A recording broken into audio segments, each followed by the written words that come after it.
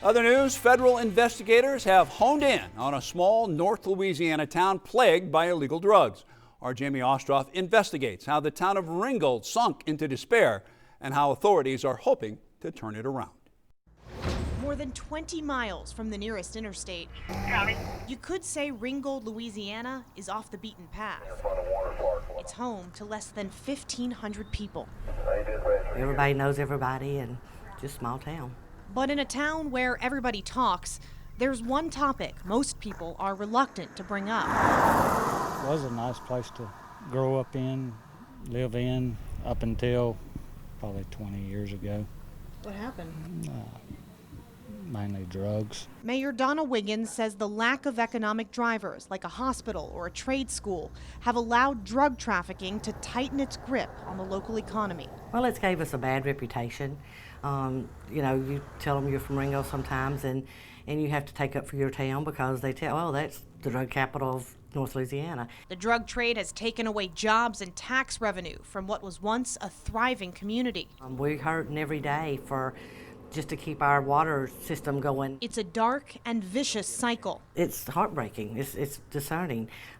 We have so many people here that are living off the government, that don't have jobs, that are struggling, and some of them turn to drugs. Bienville Sheriff John Balance has been in law enforcement for decades. Throughout his career, he says Ringgold has essentially been one and the same with drug activity. We asked him, why is that? I can't answer that question. We have problems in other places, but it's just not as big as this. I don't understand it.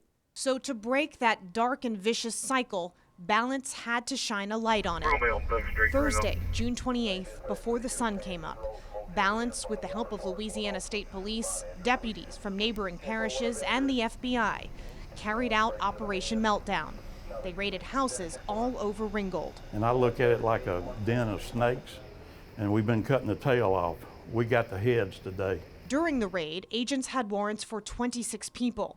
After more investigation, they have 30, all for dealing cocaine or methamphetamine. Of those 30 suspects, 22 are in jail. That's like 2% of the town. Well, that's correct, and that's what bothers me. Neither Balance nor the FBI will stop until they've arrested all 30. It can work two ways against a sheriff. It can be good or it can kill you. But I don't care. I'm out to get the people that are putting this meth and cocaine on the streets, because the majority of our crimes are coming from drug activity. I mean, people are hooked on meth, they're hooked on cocaine. We had shootings, we've had some murders, and all kinds of property thefts. Most of the suspects are repeat offenders. Many of them were caught in a similar raid back in 2006 called Operation Johnny Ringgold. That one hauled in 40 arrests.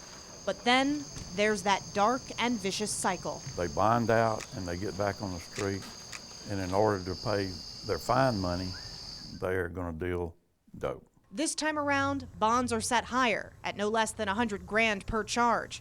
Balance hopes that'll keep crime off the streets long enough for Mayor Wiggins and people like Kenny Ryan to restore their hometown. I think they need to come back in on them pretty quick, make a believer out of them.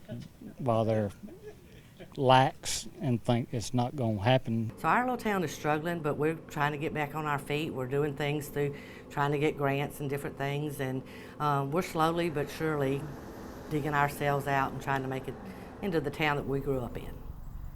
Ringgold does have its own police department. It consists of a chief and 4 officers. While Chief Roosevelt Kinsey was not involved in Operation Meltdown, I still wanted to know how he felt about it. I spoke with him over the phone this afternoon. He told me Ringgold's drug problems are similar to those in other cities, and when I mentioned 2% of the town's population is facing charges, he replied, wow. Chief Kinsey told me he was grateful that the raids took place and praying that they'll help. Jamie Ostroff, KTBS 3 News. And KTBS dug into the criminal histories of those arrested so far. We have much more on this story at ktbs.com.